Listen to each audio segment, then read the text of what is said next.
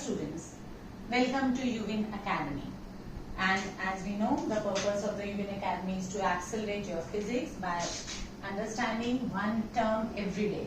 So today's term of the day is electromotive force. Is it really a force? No. The name is a misnomer. The first thing that we need to understand about electromotive force is it is not at all a force even. What is it then? We generally call it, in the short term we call it as EMF, and we denote it with the cursive E. We never denote it with this E. This E is for electric field, while this cursive E, this is for EMF. The short term of electromotive force is EMF. Now what is the EMF? In generally, we say EMF of the battery is this. A very common term that we use, it is as a EMF of the battery. Although it seems to be a very common term, but the students have a lot of confusion about this term. So, to understand electromotive force, we need to understand the concept of the battery. Now, what is a battery? The battery is known as a source of EMF. Battery itself is known as a source of EMF. So, when we make a battery, what actually is done? This is a symbolic battery in which we have two electrodes. Some chemical reactions are set up inside the battery in such a way that the positive charges or the positive ions of the solution of the battery, they are forced to move towards the terminal A, which is positive electrode, and the negative ions of the negative charges are forced to move towards the terminal B. In the beginning, as soon as the battery is formed, the chemical reactions are set up, the positive charges start moving towards the terminal A and the negative charges start moving towards the terminal B. So it means that for a positive charge, the battery force is pushing the positive charge towards the terminal A. This is FB, which is a battery force. But as soon as the terminal A acquires a little bit positive potential and the terminal B acquires a little bit negative potential, a potential difference is set up, that is an electric field is set up inside the battery, which is denoted by Fe. Now the electric field tries to push the positive charges towards a negative electrode, that is towards B, while the battery force tries to push the charges towards the terminal A. Now this process keeps on going on, and since in the beginning the battery force is more, and slowly electrostatic force starts growing up, because the positive terminal goes on becoming more and more positive and negative terminal becomes more and more negative. So Fe also starts increasing. In the steady state position, FB is equal to Fe. This is when you purchase a cell. Battery is a normal battery, a simplest battery is a common cell, that is a pencil cell of 1.5 volt that you see purchased from the market, which is used in the normal household electronic devices or in the watch or everywhere. So that cell,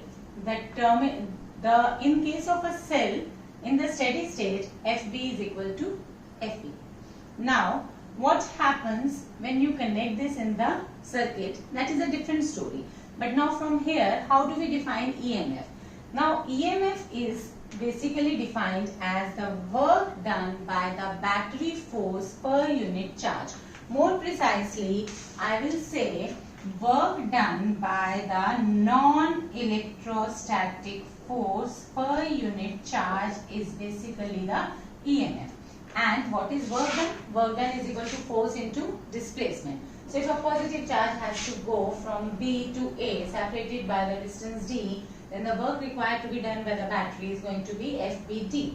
So what is EMF? EMF will be equal to work done by the battery force per unit charge. You need to remember one very important thing over here, that only the non-electrostatic force can take the positive charge towards a positive plate.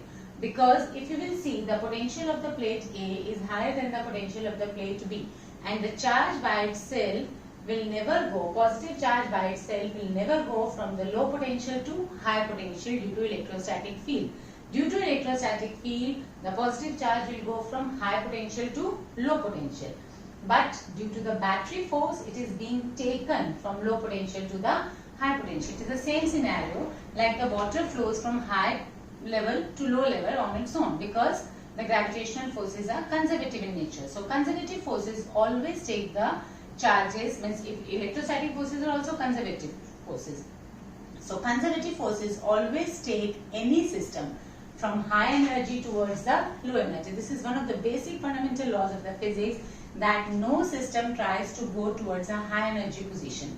Every system tends to be in the lowest energy position, and conservative forces make the system move from high energy to low energy. Be it gravitational force, the water or any particle has a tendency to go from high level to low level. If I keep this pen over here, I cannot hold it here, because its tendency is to go down, because the gravitational pull of the earth is pulling it down. So that means it is going from high energy to low energy. The same status is of the charge. The charges on their own will never go from low energy to high energy. Due to electrostatic force, they will go from high energy to low energy. So electrostatic force takes a positive charge from the terminal A to the terminal B. Now, if you have to take the water up from low level to high level, in household homes, what we do? We basically switch on the motor. It is a motor, the mechanical work done is done to take the water from low level to the high level, because whenever you want to increase the energy of the system, some work is required to be done. So that process is not a spontaneous process, it has to be the non-spontaneous process on which the work has to be done. The same situation is here inside the battery. Inside the battery, the chemical reactions are set up, the chemical energy is used, which takes the charges from low energy to high energy. So in the steady state position, the battery force and the electrostatic force are equal. When we connect this battery in the circuit, then the things will be like, we will discuss it in the next chapter, then we will do the current electricity. Right now we focus on the EMF. Then if I talk about the EMF, then EMF is defined as a work done by the non-electrostatic force per unit charge. And here this non-electrostatic force is nothing but the battery force, which is work done by the battery force per unit charge. So what will be the work done? Work done has to be equal to FB into D, that is the force into displacement. So when I substitute, and FB in the steady state, FB is equal to FE, so FE is equal to QE, it means FBD will be equal to QED. And what is ED? ED is nothing but the V, that is the terminal potential difference. But you need to remember here two things, that E represents the electric field and discursive E represents the EMF. Capital V always represents the potential difference. So here V is known as the terminal potential difference. So V is equal to terminal potential difference. See, in this particular situation, E and V have come out to be equal. In the steady state, E and V are equal. That is, EMF is equal to terminal potential difference numerically, but they are two totally different terms. Terminal potential difference is a work done by the electrostatic force per unit charge, and EMF is the work done by the non-electrostatic force per unit charge.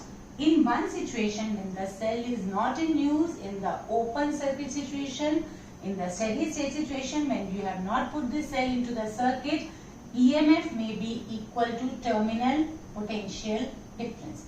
So terminal potential difference is work done by the electrostatic force, that is a basically potential difference between the two terminals of the battery. It means the work done by the electrostatic force to take the charge from the terminal A to the terminal B. So you should not confuse yourself with the B. Both of them have the same units, because both of them dimensionally are work done per unit charge. So in the dimension analysis, we never talk about the origin of the forces.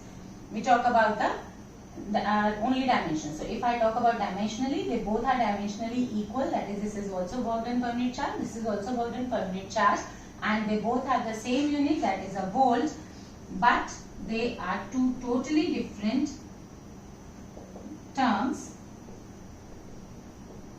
The reason is, it is work done by the battery force, non-electrostatic force. So when you purchase a cell from the market, when it is done 1.5 volt, unless you use it in the circuit, its EMF is also 1.5 volt and its terminal potential difference is also 1.5 volt. But when you use it in the circuit, the EMF remains 1.5, but terminal potential difference becomes slightly less than the terminal potential difference becomes slightly less than the EMF. That we will discuss when we will talk about the internal resistance of the battery, and in the next video we will discuss what happens when we put this battery in the circuit. For the steady state, what is the purpose of the battery, that we will discuss in the next video. I hope you understood the concept of electromotive force. If you like the video, kindly click the like button and also subscribe to our channel UWin Academy. See you tomorrow.